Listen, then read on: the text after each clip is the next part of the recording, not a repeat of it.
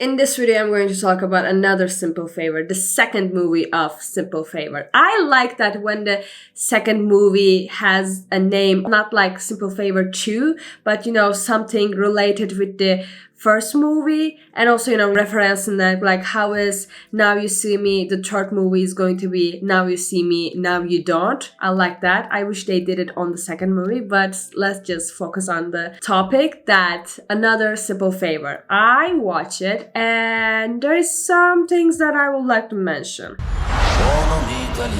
The first movie wasn't my favorite movie, but it was a great movie to watch, Back in the day, it was a really big hit, and still it has a really high score on the Rotten Tomatoes, which is, not something that, why this movies get a lot of good views, but I feel like they want to try something new. At least we can see really, different dynamics on the Hollywood, because lately, Hollywood just remakes a big franchise. Oh, that's what I see, unfortunately. But yeah, this movie makes you feel good because it's based on Capri. Capri? Yes, she is in. We're all in. The thema, the feeling, the view, it's really amazing. It's such a summer movie. And it is also a really great movie for a girls' night. I'm not going to lie. I watch it alone, unfortunately.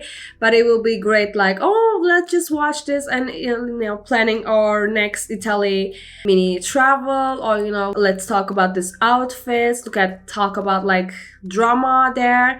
But yeah, and if you just keep gossiping with your friend, you don't even miss anything. You just keep watching the movie, and it's a cheesy one, and I think it's okay. But it could be much better than this, because the casting and budget is really high. Maybe a little bit details can make this series a little bit better. This video is basically a spoiler, so I'm going to talk about everything. And before the storyline, there's some scenes that's so low, like in some way you just lost your focus on the movie, especially during this time. It's so hard to focus on the movie, and some conversations are too long. Stephanie and the mother-in-law were talking about, they were under the ground. What aren't you telling me? I knew I would be the best PTA president, so I stuffed the ballot box with my name, but it shouldn't be a popularity contest. That scene was too much long. I lost my focus, and to be honest, I scroll on the phone. It was necessary. And we learned the biggest plot from Emily, when they're talking about how they're living their marriage. And I'm not gonna lie, that was the best plot. Like, I didn't see that coming. But that talk was kind of also long too, and they just get to the point and make it way much better.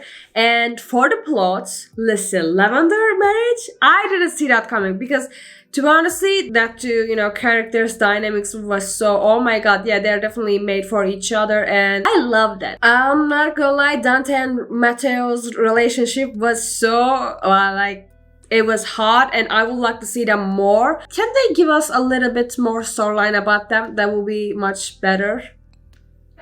Please, okay. But yeah, I like the plot. It definitely makes sense. Like, it will be really best getaway for Emily. It definitely makes sense. But I am sad that when Dante was dying, he told that he killed by Emily. Because, it was charity actually, and it's kind of a sad way to that, because they were best friends, and that was really sad part for me. And the most annoying part for me that, Emily's ex-husband died, and her son, Nicky, didn't even get any feelings. Your dad really just died 2 days ago, and you were, really doesn't give a shit about anything at the wedding, or, after the everything. Like, your family literally tried to kill you, your aunt. You don't have any sign of any emotional. Like, we all know that Emily is a fucking psychopath, and definitely Nick kinda has something more, like, I don't know, because he didn't give us any feeling, and that doesn't make any sense. It's so annoying. Or just maybe you shouldn't, just don't kill him. It will be great to see the ex-husband. It will be great to see in this whole, tragic in some way. It will be great, another plot twist too. I would rather shave my balls with a rusty knife than be at this wedding. And this this whole the charity thing. Listen, in the first movie, we saw that, oh my god, so Emily has a twin. It's kinda easy to write down, but it was great in the first movie. We all got shocked by, oh my god, so her life story is that, so this is why she was never taking any pictures. Okay, that makes sense, but the charity, the third one, I mean, come on, this is like all over the same again. Like, if there's another movie in the series and we are still talking about this whole sister things, I'm done, okay? That's not, we are not buying it at this point, okay? It's enough already. And all this sister fucker thing, just why? I would like to ask you, why we, like, we know in the first movie Emily kept saying that brother fucker, and now sister, like, and it was just so, it's like, no, thank you. Like, stop making disgusting sexual scenes to make your storyline to more, I don't know, like, to talkable, more, you know, getting attention. No, thank you. It will be enough to see a creepy sister, like, oh my god, we are going to be sisters forever, we are best friends.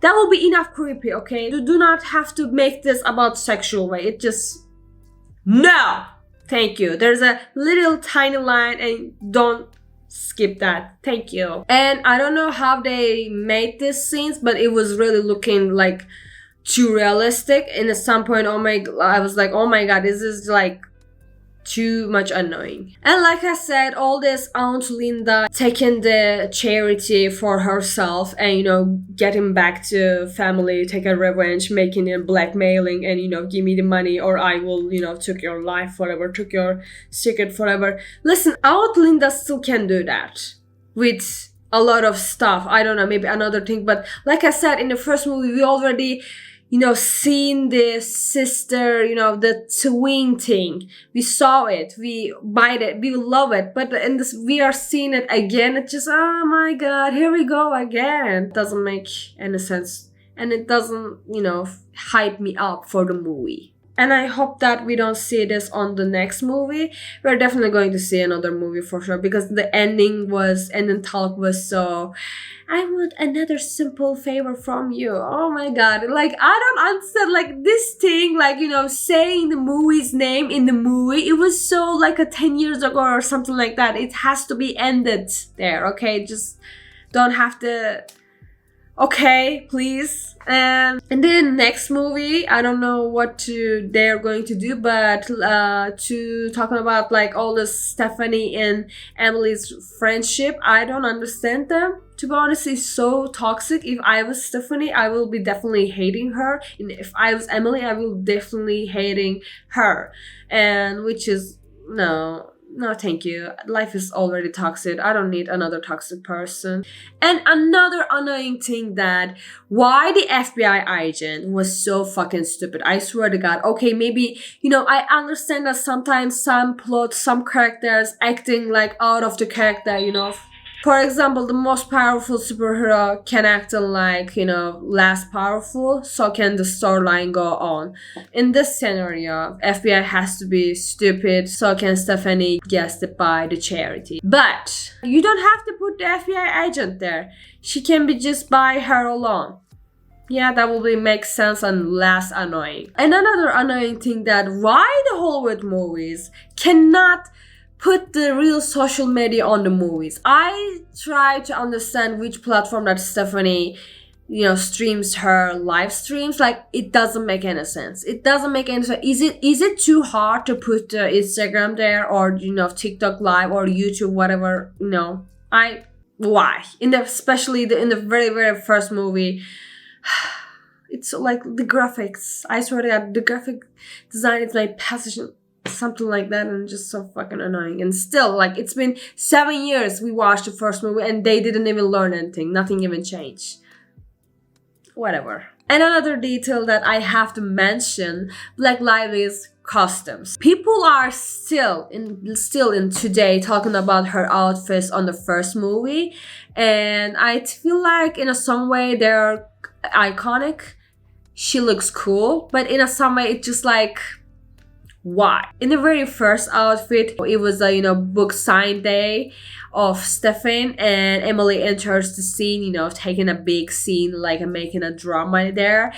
She's from the prison, but, her outfit is like screams that I'm out from the prison, because, the lines there, the handcuffs is there, like the chains are over her body, and it looks, it's kind of, the idea was there. I'm not going to lie. I like the details, but when you saw the bigger picture, it's just like, oh, it's so gray, and I don't think that it was her best color, but I like the idea, and I especially don't like the shoes. Like, what was that, to be honestly?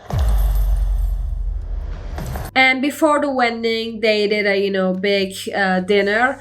I liked her outfit, to be honest. It was such a cool, and it was, matching her, style. And also it was not something that so chic. It was just flowers, but which means that reminds me, Grab your friends, wear your florals, and head out to see it. But it was also one of my favorite outfits of her. And I was so hyped to see the wedding dress. We all process the happy. And it didn't get me, unfortunately. Like, Emily, I waited so much better than this.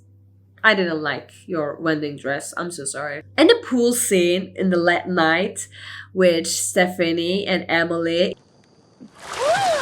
It kind of feels like, Blake Lively was there for a walk shoot or something like that. And they're just like, oh, hey, you know what? You look so cool. Why we're not shooting another scene for the movie? I don't know. It's just like, she was too much. I'm not gonna lie. She was looking so good, so gorgeous, but it was too much. Like, why you are wearing a $500,000 watch during the pool scene? Like, why? I know, like, this character, Emily is too much when it comes to accessories, like everything, like all the style things, but just why? It's just pool, you're just going to the pool for literally half an hour or something like that. Like, okay, it was too much, but it was too good, like I said. And my favorite detail was definitely not the main characters, but the housekeeper. That housekeeper scene, I don't know why, but everything about her was so good. I keep like literally smiling during her scene. Her accent, her everything was so, so good and so realistic. And I hope in the end she find her, cell phone, or maybe much better than that. I was like, oh, like, I don't know. When I finished the movie, I just keep watch that scene again, and shout out to her. Thank you for being the housekeeper ever exists. And after all of this, Stephanie and Emily, they make peace, and which doesn't make any sense to me, to be honestly.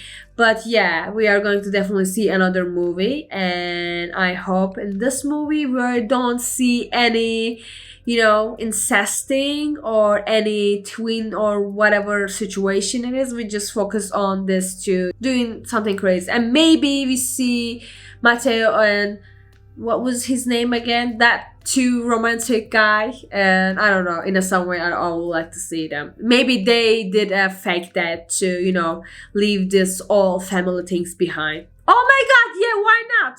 Okay, I found another plot for the next movie, okay? Amazon Prime, find me and let's just talk about the next movie, okay? I'm right here. I will work free for you. Okay, maybe a little bit price, but yeah. That's all I can say for this video. And I have a simple favor from you. Yes, I did say that. Don't forget to like this video, comment, and subscribe my channel. I will see you on the next video. Bye.